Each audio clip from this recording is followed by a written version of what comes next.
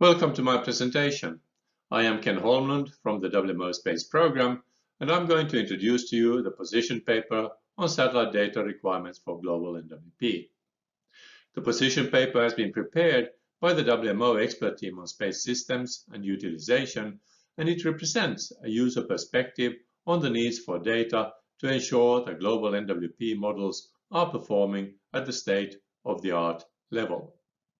During the preparation, views from other WMO expert teams, as well as other international expert bodies and meetings, have been collected, like the Joint Expert Team on Earth Observing System Design and Evolution, Global Data Exchange for NWP, 7th Workshop on the Impact of Various Observing Systems on NWP, and CGMS working groups.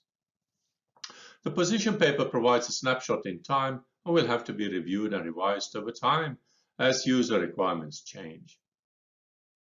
Let's first have a look at the meteorological value chain that really starts from observations based on sound scientific foundation.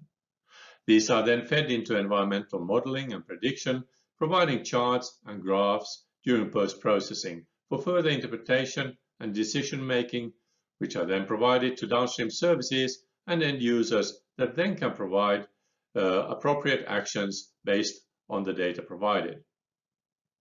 WMO, with its integrated global observing and information system, plays a critical coordinating role.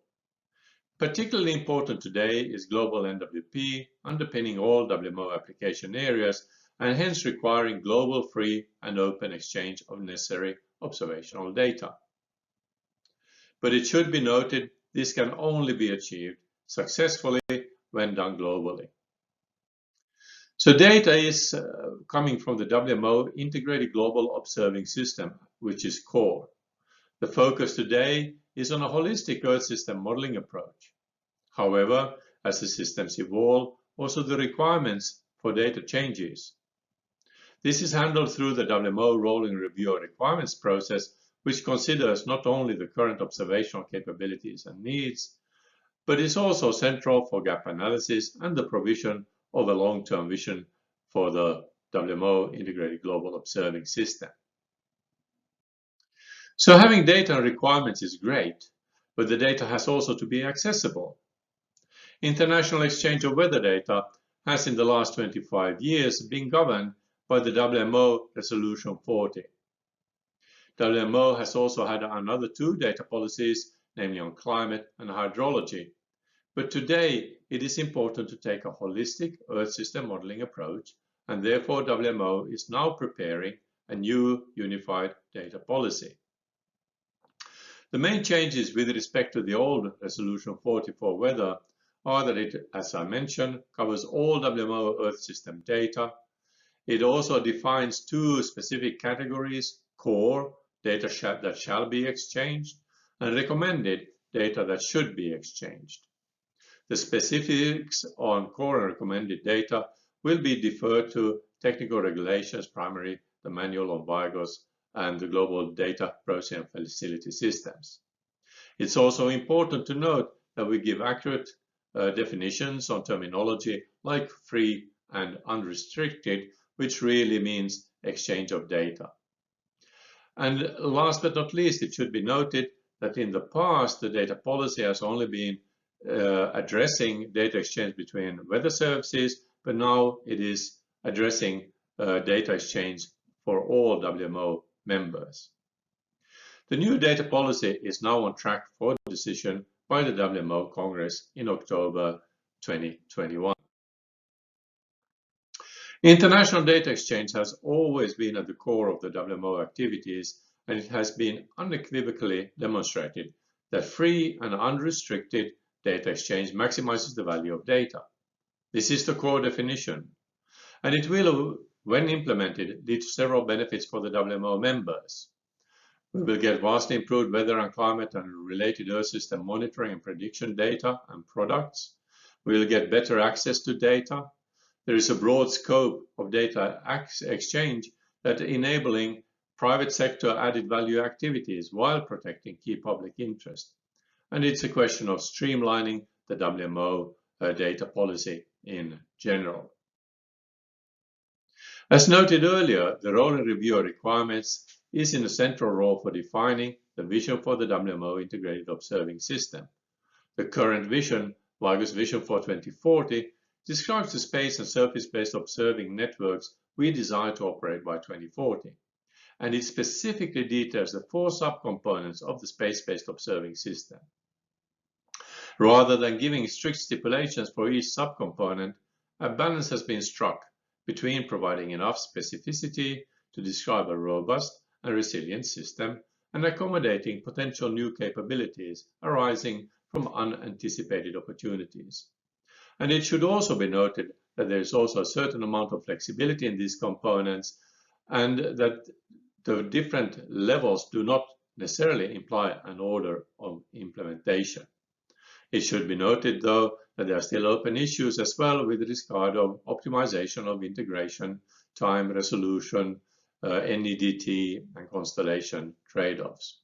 But the space-based component consists of 4 subcomponents: the backbone system with specified orbital configuration and measurement approaches, a backbone system with open orbit configuration and flexibility to optimize the implementation, and then maybe more forward-looking, the operational pathfinders and technology and science demonstrators, as well as additional capabilities, which for instance would cover contributions by commercial operators.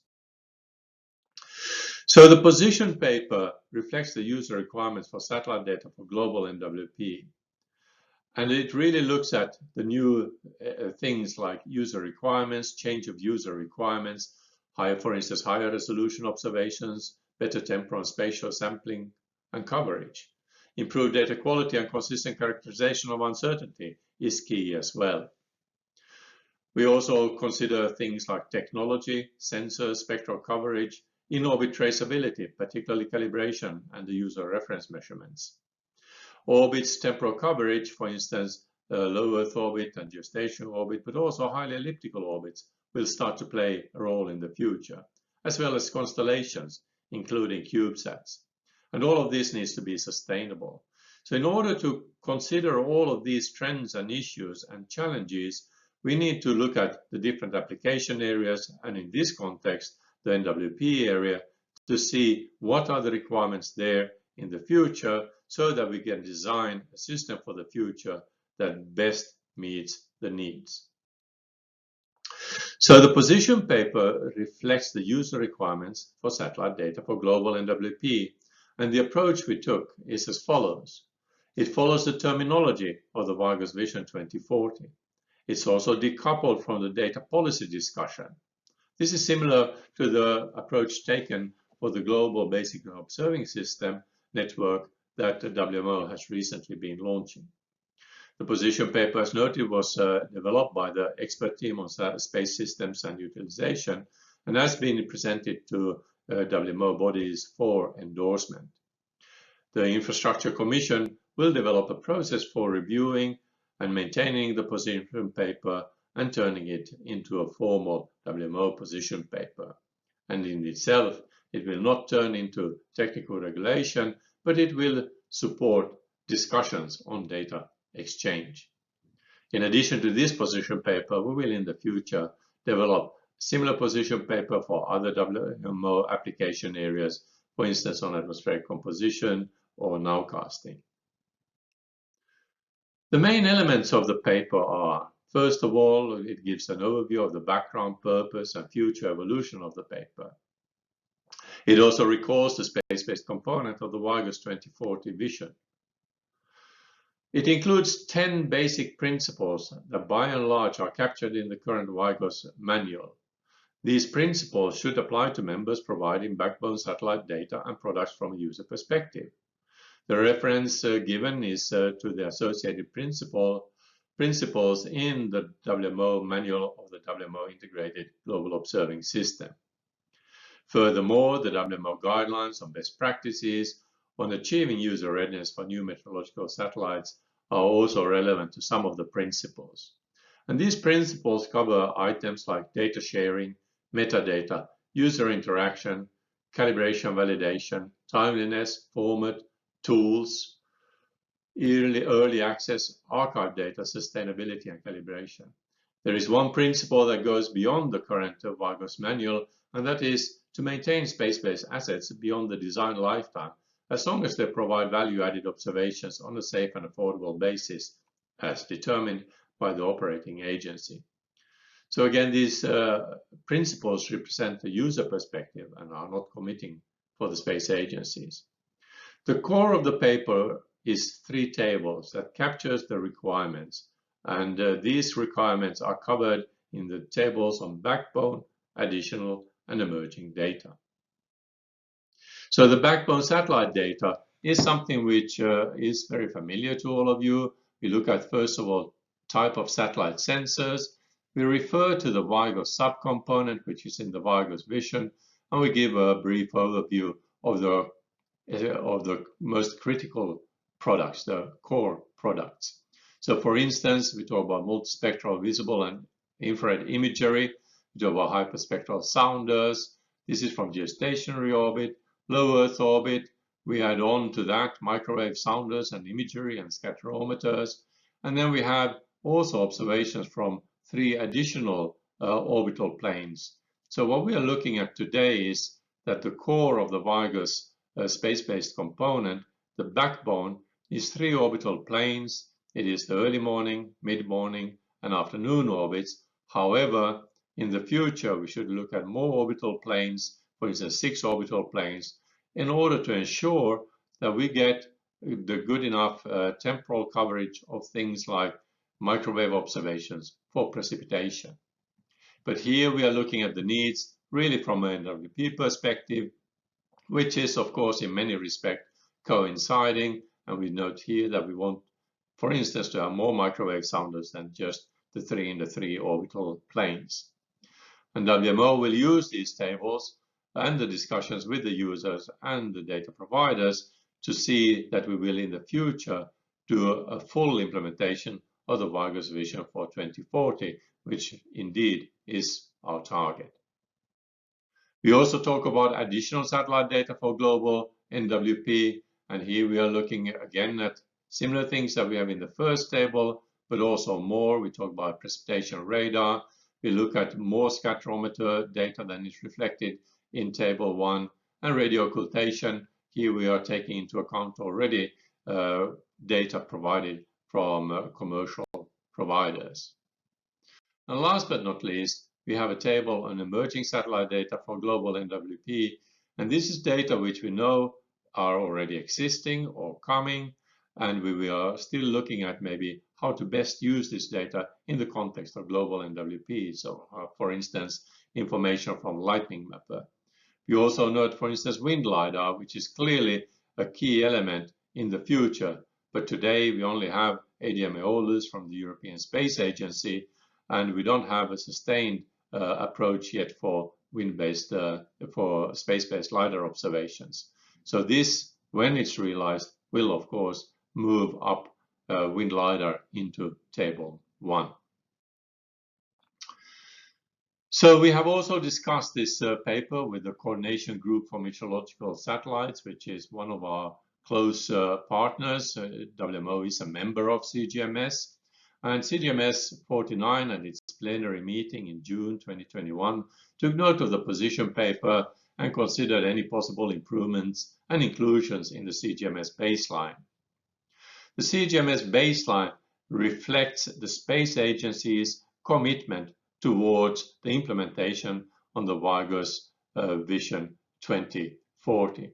And it will remain as now an integral part of the WIGOS manual and one-to-one reflected in its annex. WMO will regularly inform CGMS on changes in the user requirements for satellite data for global NWP, for instance, every 4 years, or when the situation and the user requirements change significantly. It may be is interesting to note that, as already reflected in the WMO Resolution 40, WMO and the space agencies should agree on what data should be exchanged on a mandatory basis. Mandatory is the current term in the current data policy of WMO. This, however, is a separate activity, and the way forward has to be agreed. But this is also the proposed way forward for the new data policy, where WMO intends to engage with the satellite operators on a bilateral basis to agree what constitutes core data. This would then be collected and reflected in the relevant WMO technical regulations like the WIGOS manual. And specifically, the position paper introduced today will support these discussions. And with that, I would like to thank you for your attention, and here a link for you to look more at the WMO Unified Data Policy. Thank you very much.